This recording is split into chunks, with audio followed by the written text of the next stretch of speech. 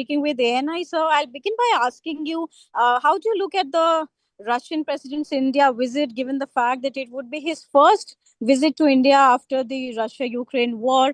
And what are your expectations from the visit?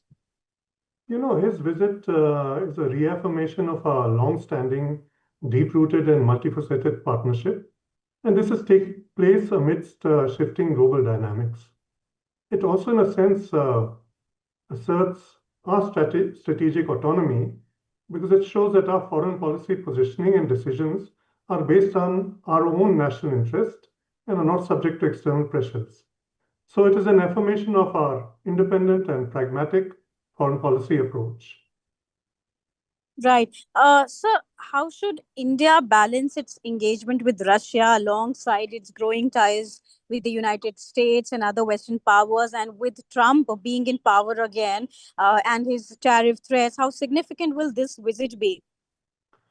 Well, I think it would be an important one because, as you well know, strategic autonomy and multi-alignment are cornerstones of our contemporary foreign policy tradition, and we take pride in our independence of judgment and action. And we engage with all powers on the basis of our own national interests, not outside pressures or outside bloc politics. So we favor a multipolar, a polycentric world, and it is in that context that we need to see, one, this visit, and two, how our ties are growing with USA and with Russia and with other Western nations. As regards Trump being in power and his tariffs, a transactional Washington, in fact, increases the value of our having diversified partnerships. The tariffs that are being imposed are really unilateral efforts. Normally, these would have been worked out through the WTO system, but that option is not there anymore. And let's see how they end up. But the intention is not to create problems, but to find solutions which are helpful to our relations, both with Russia and with USA. Right. So you have served as an ambassador to Moscow, and during your ambassadorship, defense cooperation between India and Russia transitioned from largely buyer-seller to more joint research production. And since Russia has historically been a key defense partner for India, how do you see defense collaboration evolving now, particularly with India's focus on self-reliance and indigenization? Well, our defense cooperation is a legacy relationship. It has been an important component of our ties for over 6.5 decades.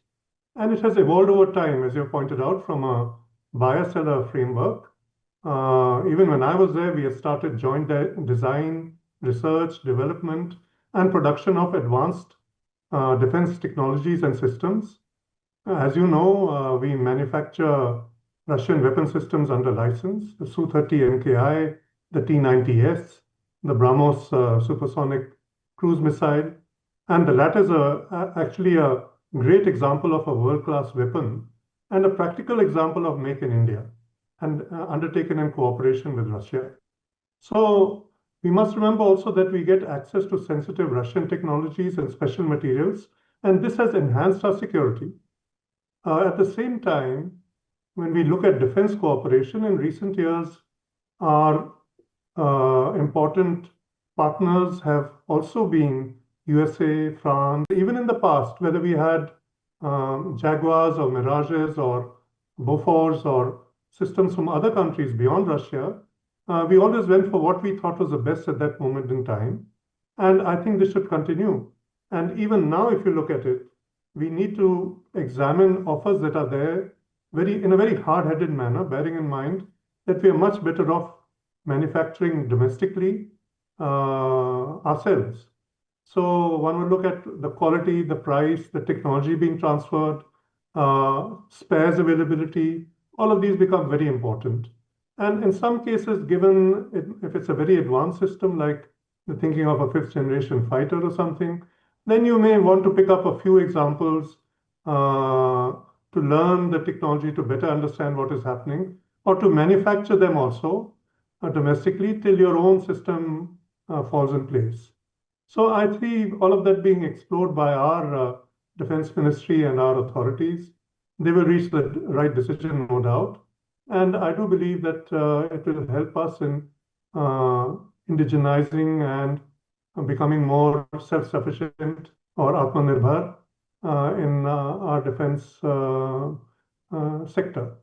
I think that's very important because, we cannot talk of strategic autonomy if a large proportion of our defense requirements of sophisticated weapons are imported from any country, be it Russia or USA or France or Israel or anywhere. So it's the right approach that we indigenize, it's the right approach that we do so with technologies made available to us, and let's see how that goes. Right. So talking about trade and energy cooperation, which has been a cornerstone of Indo-Russia relations, what areas hold the most potential for growth today, according to you? And how can India navigate global sanctions on Russia to maintain a smooth economic engagement, particularly in oil, gas, and critical technologies? Well, we have long-standing and deep-rooted cooperation with Russia in many of these sectors, including oil and gas. We have invested something like $18 billion worth in Russian oil and gas. And equally, Russian companies, Rosneft, for example, through Nayara, has invested a big amount in India. And certainly, they are being faced by sanctions which are affecting decision making, but these are unilateral sanctions imposed by USA. Frankly, nothing demands that you accede to them, but the reality is that the companies that come under sanctions are private sector companies who have linkages with USA and therefore feel compelled to with them, or even PSUs. And PSUs also have public ownership. They are not complete government, 100% government companies. So even they have to bear in mind the implications in terms of the access to technologies, etc., that may be denied to them, or problems created for them if they do not observe sanctions. But this is no reason for us to hesitate. We should look first to our national interests. If it is in our national interest to have a particular item or import a particular thing, we should do so. We should seek exemptions from the Americans. As you can see, all these tariffs that they are trying to impose on the whole world, in fact, they started with all 193 countries. These are meant really to pressurize an arm twist. And so this is part of the negotiation. This is part of normal diplomacy and give and take. I used to be Minister of Commerce in Washington, and this is what we used to do with the then Republican setup, talk about how much tariffs on which item and what we can reduce or maybe not. And that was part of normal give and take. So it isn't that we should get worried to the extent that we say, oh, the tariffs are there and therefore we have to run away. We should find solutions, as we say, through dialogue and diplomacy. That's what diplomacy is all about. Right. Just a last question.